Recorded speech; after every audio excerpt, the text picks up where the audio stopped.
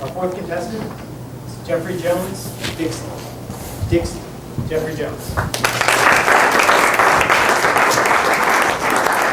Thank you. So any of y'all ever had a whooping when you were growing up? A few of you? How about a switching? Even know what that is? Grandma used to give me a switching when I got in real bad trouble growing up. She used to send me out to the greenest bush on the property. I'm going out there, tears rolling down my face because I know what's coming. She makes me get a branch, looks similar to something like this. So I'm out there and I'm picking the limbs off, little by little, trying to prolong the inevitable.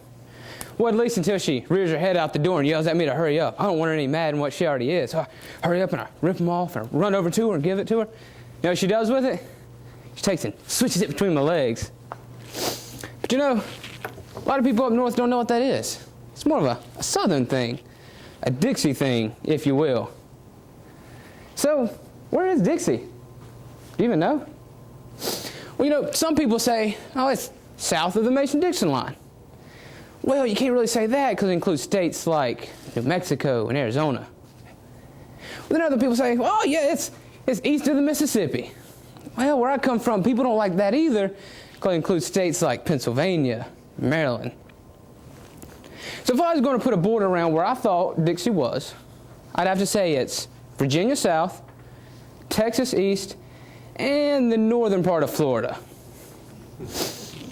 Then you ask, well, where did Dixie come from? You know, where are the roots? Well, it actually came from the colonial time, specifically from a French currency used in the region called the Dix, D-I-X. You know, over a period of time, you know, sprinkle in some Anglo-Saxonation in there, you get what we hear today and know commonly as Dixie. So what does it mean to be Southern? What does it mean to be Dixie? Some people say, oh, it's the language. It's that Southern drawl and that twang that we have in our voice.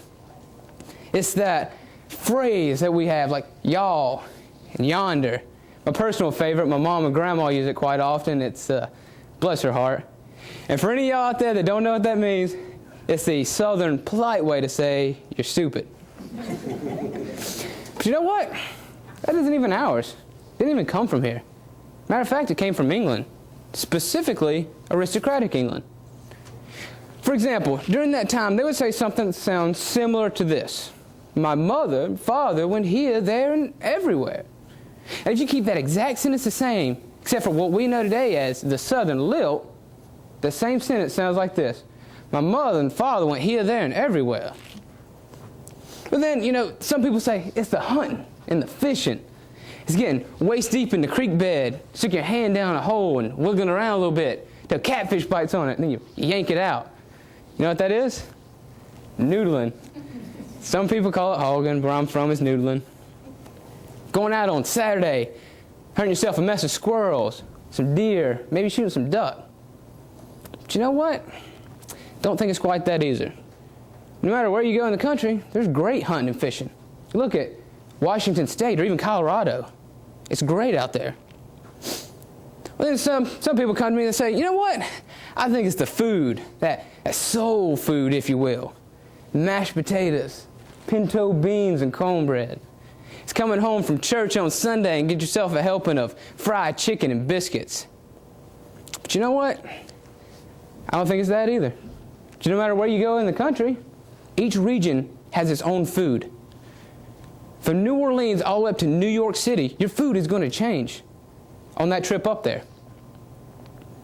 So for me, being Dixie is more than the language, or the hunting, or fishing, or even just the food.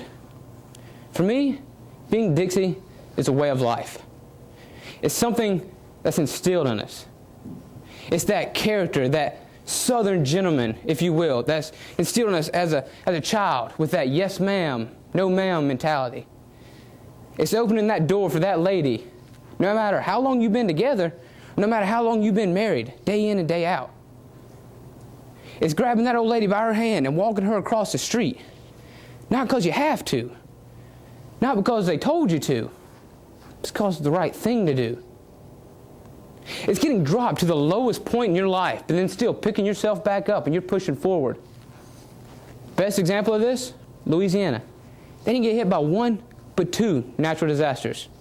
Katrina and the BP oil spill. You know, there's still people here today that wouldn't want to live anywhere else.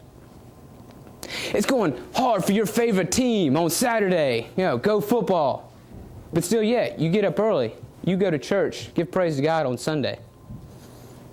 As you can see, being Dixie is more than just this materialistic aspects. It's something that's ingrained in us from the time we're born all the way up until the day that we die. So I'll end y'all with this. I don't care if somebody tells me that I sound ignorant with the way I talk. If I look a little trashy with how I dress, or if honestly they can't respect the lifestyle that I live.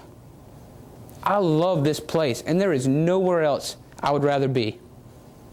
This is my way of life. This is my Dixie. Thank you. Thanks, Mr. Jones. Thank you.